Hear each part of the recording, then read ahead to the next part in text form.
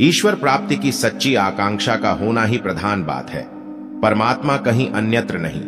उसे ढूंढने, प्राप्त करने और पहचानने का प्रयत्न नहीं किया जाता। इसलिए अधिकांश लोगों के हृदय अंधकार से भरे हैं। जब अपने हृदय को ही जीवन का केंद्र बिंदु बना लिया जाता है तो आनंद स्वरूप परमात्मा का अस्तित्व वहीं झलकने लगता है। उसे ढूंढने के लिए कहीं भागने की आवश्यकता नहीं पड़ती। हमारा हृदय हमारी आत्मा के विश्वास का अंश है। जिस तरह सूर्य की किरणें सूर्य का अंश हैं पर पृथक दिखती हैं, उसी तरह आत्मा भी परमात्मा का अंश है पर पृथक दिखती है। अपने को, अपनी गहनतर आत्मा को विश्वात्मा का अंश जान लेना ईश्वर को जान लेना है। मनुष्य अपने शरीर के बाह्य क्रियाकलापों की व्यस्तता से कुछ गहराई में डूब सकता है। यह सभी उसके गुण हैं, विशेषताएं हैं, पर वह स्वयं इनसे परे है। वह इनसे परे जाकर अपने को इनसे भिन्न, शक्तिशाली और परम तेजस्वी, सर्वव्यापी, आनंद स्वरूप प्रकाश अनुभव कर सकता है। जिन लोगों ने अपने भीतर ईश्वर की शोध की है, वे सब अंततः इसी निष्कर्ष पर पहुंचे हैं कि मनुष्य चिंतन के द्वारा मन, बुद्धि और भावनाओं पर ध्यान जमाता हुआ आत्मा के अस्तित्व तक पहुंचता है और इस अनुभव के बाद इस बोध को प्राप्त करता है कि वह परमात्मा जिसमें आत्मा विकसित हो जाती है, आत्माओं से भी परे और सभी में एक ही प्रकार से व्याप्त है। हम जितना समय अपनी भौतिक उन्नतियों के लिए लगाते हैं, उसका आधा भी यदि अपनी आत्मिक प्रगति के लिए लगाते तो अपने जीवन लक्ष्य को जरूर समझ लेते। आध्यात्मिक जीवन के शुभ परिणाम भी उसे मिलते। आत्मा परमात्मा की संपदाओं से वह वंचित नहीं रहता। किंतु यह सब आत्मा की उपेक्षा करते रहने से नहीं होगा। इसके लिए भी अपनी बौद्धिक क्षमता को लगाना पड़ेगा, अपना पुरुषार्थ अर्पित करना पड़ेगा। आध्यात्मिक प्रगति के लिए भी उतनी ही लगन और तत्परता की आवश्यकता है जितनी से आज की आश्चर्यजनक भौतिक सफलताएं मिल सकी हैं। अध्यात्म कोई जादू नहीं जो छड़ी घुमाते ही सारे सत्परिणाम उपस्थित कर देता है। इसके लिए भी विधिवत साधना करनी पड़ती है। सुखी जीवन का आधार है प्रेम, न्याय, अपरिग्रह, सौहार्द्र, सौजन्य और विवेक। इन्हें धारण करने से ही व्यक्ति दूसरी दुनिया अर्थात आध्यात्मिक जगत में देर तक टिक सकता है। उनका अनुशीलन करने से ही उस महान उद्देश्य की पूर्ति किया जाना संभव है जिसके लिए मनुष्य का जन्म हुआ है। हम लोग परमात्मा के संबंध में भी तर्क वितर्क करते हैं, पर अपने हृदय में जीवन के बोझ, दुख, कठिनाइयों, दैवीय आपत्तियों का जो तीर चुभा हुआ है, उसे निकालने की ओर किसी का ध्यान नहीं जाता। हमें सर्वप्रथम आत्मा के दर्द को अनुभव करने की आवश्यकता है। बाह्य जीवन के प्रपंचों को छोड़कर अंतर्मुखी होने की आवश्यकता है। बाहरी क्रियाओं को केवल सहयोगी मानना चाहिए।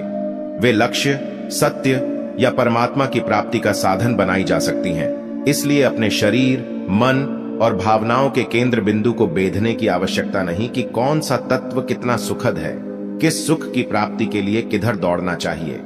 जब इन सब बातों को साधन बना लिया जाता है तो आवश्यकताएं भी घट जाती हैं और लक्ष्य भी अपने समीप ही स्पष्ट होने लगता है। उसे पाने के लिए न तो लंबे साधनों के लिए दौड़ना पड़ता है और न घर ही छोड़ना पड़ता है।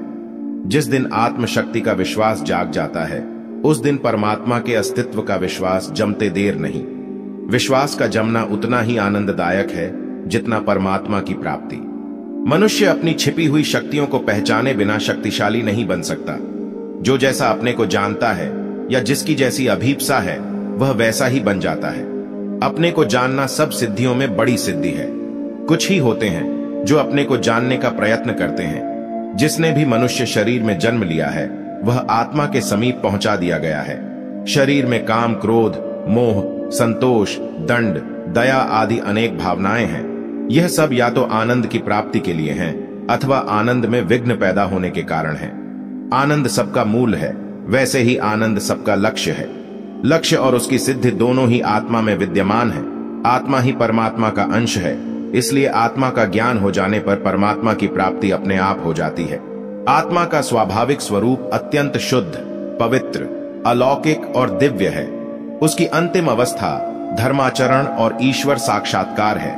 यह शरीर के माध्यम से ज्ञान और प्रयत्न करने से मिलती है। शरीर जब एक विशिष्ट उपकरण मानकर इंद्रियों की दास्ता से ऊपर उठते हैं तो स्वयं ही आत्मानुभूति होने लगती है। जो आदमी इस सत्य को गहराई तक अपने हृदय में बिठा लेता है, वह नाशवान वस्तुओं के अनुचित मोह को त्याग कर आत्मिक पवित्रता की ओर अग्रसर होता है।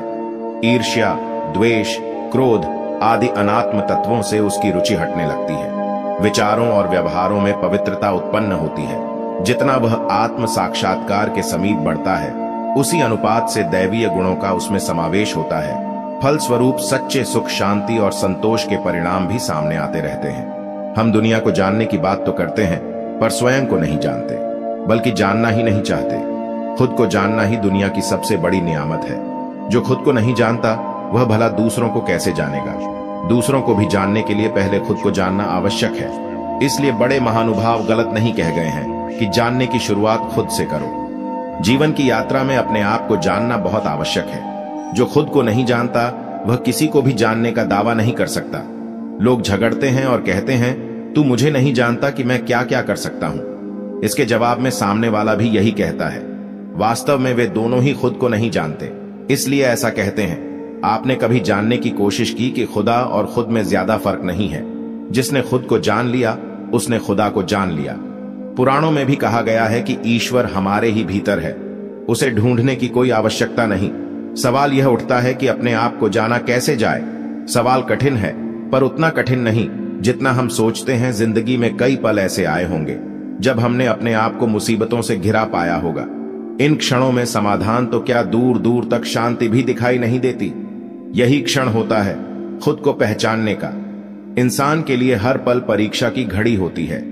परेशानियां मनुष्य के भीतर की शक्तियों को पहचानने के लिए ही आती हैं। मुसीबतों के उन पलों को याद करें तो आप पाएंगे कि आपने किस तरह उसका सामना किया था। एक एक पल भारी पड़ रहा था, लेकिन आप उससे उभर गए।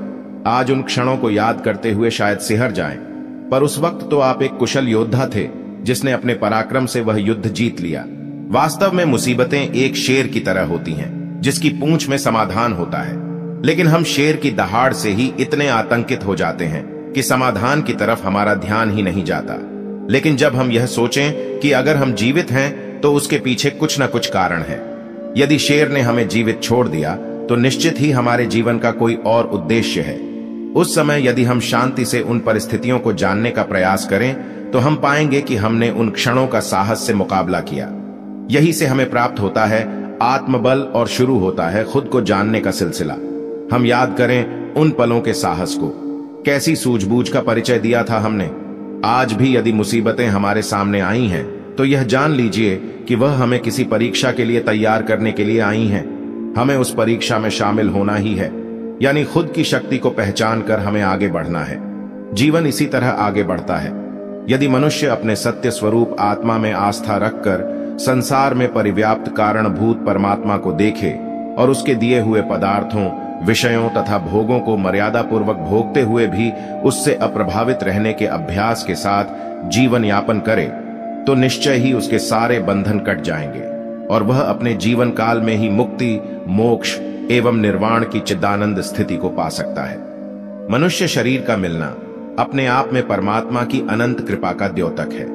इस मनुष्य शरीर में रहते हुए ही हमें इस संसार को जानना है और आध्यात्मिक जगत की यात्रा भी करनी है। संसार को भोगना है, क्योंकि संसार बना ही इसलिए है। आपकी सत्ता की पहचान भी यह संसार ही देता है। यह शरीर रूपी घर जो मिला है, परंतु यह आपका नहीं है। इस शरीर की सार्थकता तभी है जब इस शरीर में रहते हुए हम उस परम सत्ता को जान सकें। वह परम सत्ता केवल शरीर के रहते ही जानी जा सकती है। संसार के बिना जगत का बोध नहीं और शरीर के बिना आपके व्यक्तित्व का परिचय नहीं। शरीर और मन से ही आत्मा को जाना जाता है। शरीर के बिना संसार का भोग नहीं और शरीर के बिना आत्मबोध को प्राप्त नहीं किया जा सकता है। आपको दोनों को अनुकूल बनाकर जगत और परम तत्व को जानना है। सभी धर्मों के मार्ग अलग हो सकते हैं, पर ध्यान सर्वत्र है। अतीत, वर्तमान या भविष्य, हर युग में मनुष्य के अशांति, तनाव और चिंता से मुक्त होकर आध्यात्मिक आनंद का मालिक बनने के लिए ध्यान सर्वोपरि औषधि रहा है। अंतर जगत का अपना प्रकाश है। स्वयं में प्रवेश करने के लिए ध्यान ही एकमात्र मार्ग है। ध्यान आत्मज्ञान को प्राप्त करने की कुंजी है। आत्मज्ञान की परिपक्वता और गुणों के विकास के लिए आत्म संबोधन का महत्व है। सच्चे हृदय से आत्मा का उद्बोधन होता रहे तो मनुष्य अनेक बुराइयों से बचा रह सकता है और आत्म कल्याण के मार्ग में निष्ठापूर्वक आरूढ़ बना रह सकता है। ईश्वर भक्ति भी दरअसल आत्म उद्बोधन का विकसित रूप ही है, जो विचार की अपेक्षा अधिक सरल है। किसी भी विषय को लेकर उसकी गहराई में तन्मय हो जाना और नए नए तथ्यों की खोज कर लेना सामान्य व्यक्तियों के लिए बहुत कठिन है। कोई थोड़े ही ज्ञानवान, निष्ठावान व्यक्ति ऐसे होते हैं जो विचाररत रहकर किन्हीं सिद्धांतों का प्रतिपादन कर पाते हैं। प्रारंभिक अवस्था में विचार आत्मनिर्माण में भी बड़ा सहायक होता है, पर जब किसी के लिए यह स्थिति संभव न हो तो उसे भावनाओं का आश्रय तो लेना चाहिए। परमात्मा के गुणों का रूप, आकृति, दया, करुणा, उदारता और रक्षा आदि के कार्यों का अपने आप मन, भजन अथवा कीर्तन करना ही भावना का प्रतीक है। अपेक्षाकृत यह अधिक सरल प्रतिक्रिया है और इस मार्ग द्वारा भी अपने आप को सत्य से उस समय तक जोड़े रखा जा सकता है जब तक सत्य सिद्धि न हो जाए, कभी बुराइयों की ओर आकृष्ट हो जाने का भय शेष न रहे। आत्मा के स्वरूप की प्रतिष्ठा करने से वैसे ही गुणों का विकास होने लगता है। जीवात्मा की सबसे बड़ी विशेषता यह है कि यह अपने आप को जिस स्थिति का अनुभव करने लगता है, उसकी मनोदशा का झुकाव जिस तरफ हो जाता है, उधर ही उसकी उन्नति होने लगती है और अभ्यास होने पर उस स्थिति की पूर्णता को उपलब्ध कर लेता है।